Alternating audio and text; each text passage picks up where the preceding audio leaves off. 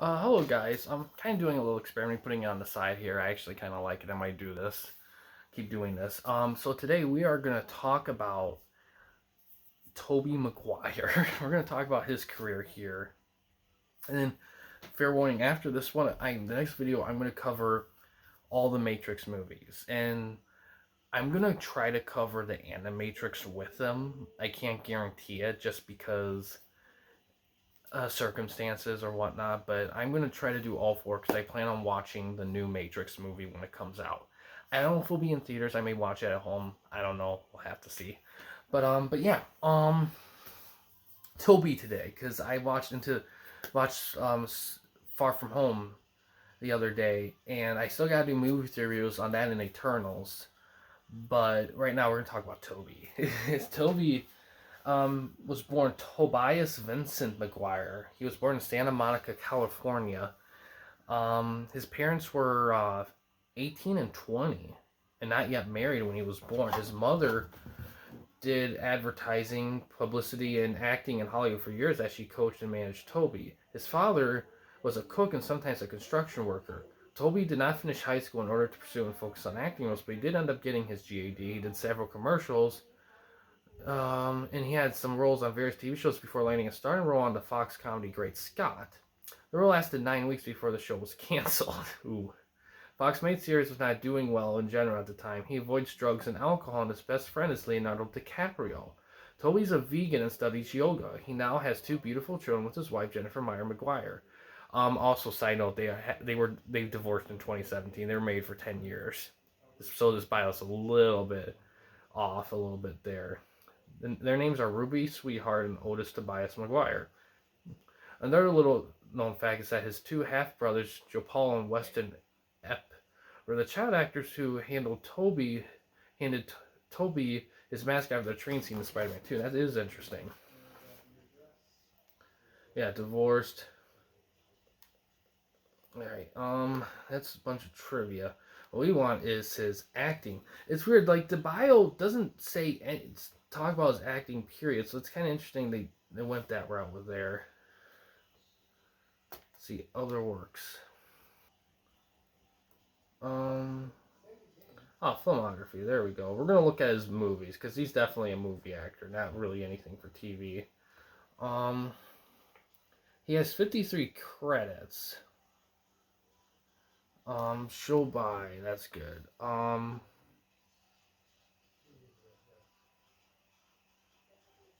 Actor. Let's go to actor. 53 credits.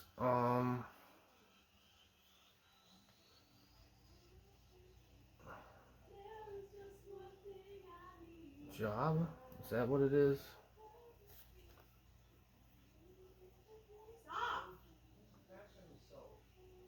Alright, I'm just gonna go by what it is here. Alright, it is acting. It is an acting. Okay, I just didn't go far down enough. First thing was an uncredited role in the movie The Wizard. Did some TV stuff. I had one role in the Roseanne as Jeff. Ooh. Yep, Great Scott. There's Great Scott right there. It's an episode of Walker, Texas Ranger. That's interesting. But yeah, mostly he was in the movie Empire Records, but all his scenes were deleted. Ugh. Just random stuff. Ice Storm. He was in that. I think I heard of that one. Fear and Loathing in Vegas, he played a hitchhiker. That's interesting. Pleasantville. That was kind of his first kind of, I would consider his first like kind of like movie that kind of put him in the main lead. It's weird if you watch that movie, he looks super young, and you can kind of see more of a little bit of a Tom Holland there, a little bit in terms of like youth. I seen that one. I love Pleasantville. It's one of my favorites. Cider House Rules is also a really good movie. Haven't saw Ride with the Wonder Boys. I heard that one was decent. Cats and Dogs. Oh God. And then Spider Man in 2002. Yep, that's when it happened. That's when he went really big. Seabiscuit was great too. He was in that one. Um, Spider Man 2s. A lot of spiders. He was in credited role in Tropic Thunder. Great Gatsby. So yeah, like he was in Spider Man, 3, 2007 was kind of his last, like. Brothers was in 2009. I think that one did okay. Great Gatsby, I like that Great Gatsby version, though. Spoils of Babylon, he was in that TV show. Pawn Sacrifice, he was in that in 2014. 2014 was really his last year of activity. Then he went on a big break. Like, he was a narrator in the movie Boss Baby, but that was it. Like, he took, like, a legit, like, 7-year break until No Way Home. Um, yeah. And yeah. Yeah, and I won't say further about his involvement in the Spider-Man movie. Um, I will say though that it is also this is more known in Tobey because I was just thinking, I just saw Spider-Man, Tobey. No one talks about Tobey McGuire. But yeah, that's pretty much Tobey. He's in post production of a movie called Babylon's coming out next year, so I would love to see him come back in movies. Now, Tobey McGuire, it's very interesting. He had a very interesting career because he had a lot of decent movies. He's a good actor. Like, he's a legit good actor. I think the problem that Tobey Maguire had was Spider-Man 3. The memes of Spider-Man 3 was monstrous. And he still did stuff after. I think the problem with Tobey was that he got so big with Spider-Man. Like, the first theatrical Spider-Man ever. I mean, he went big with that. And and all the other movies he made were kind of smallish, more indie kind of films. They weren't really a lot of studio films. So he, for the most part, Seabiscuit might be the exception. I don't know. Maybe Pleasantville. I'm not sure. But anyway, I think what hurt Tobey the most was the fact that I think he just got too tied into Spider-Man. Because anytime people see him, they think Spider-Man. Now, nowadays, now that he's older and he's been away for a while, I mean, people might be a little bit more flexible in how they see him. Because, oh man, yeah, the best thing about Tobey Maguire as an actor is that he's always genuine. Like, anytime you see a performance, you can tell that it's genuine to him. Like, he doesn't coast. Like, I always feel like he cares when I always feel like he gives a full effort when he performs. Now, you can argue that Spider-Man 3, yeah, not the best use. Even though the movie itself, I think there's a lot of good things in that movie. That thing deserves its whole other video. But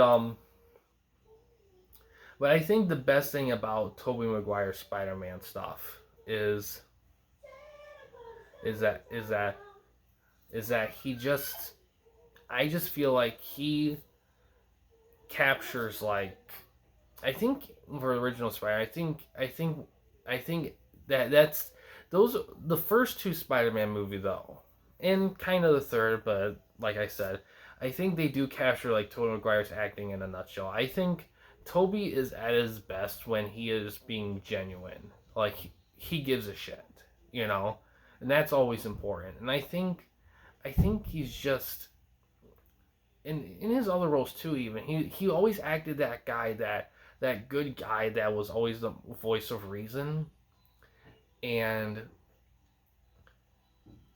and and and you want to see him do well because he kind of reminded you of you. He's that guy, that good guy that always does the right thing. Now, I haven't seen all his movies.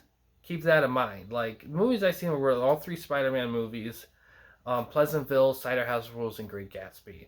There's still stuff I haven't seen of him that he could have played a bad guy in one of those things. He could have played a dick or a jerk or something. I won't know. I haven't seen them. So that's something to keep in mind. But based on what I have seen, I just feel like Tobey has a knack for delivering genuine performances. And the fact that he's not... I think... I wish he kind of got a chance to be in more critically acclaimed stuff. Because before Spider-Man, he was in quite a few critically acclaimed movies. Like Pleasantville and Cider House Rules. But Spider-Man, I think, kind of sucked his career up a little bit. And I think it was kind of hard for him to kind of go back to what he was doing after Spider-Man. Because the whole Spider-Man movies in themselves, I mean, 2002 to 2007, that's only 5 years.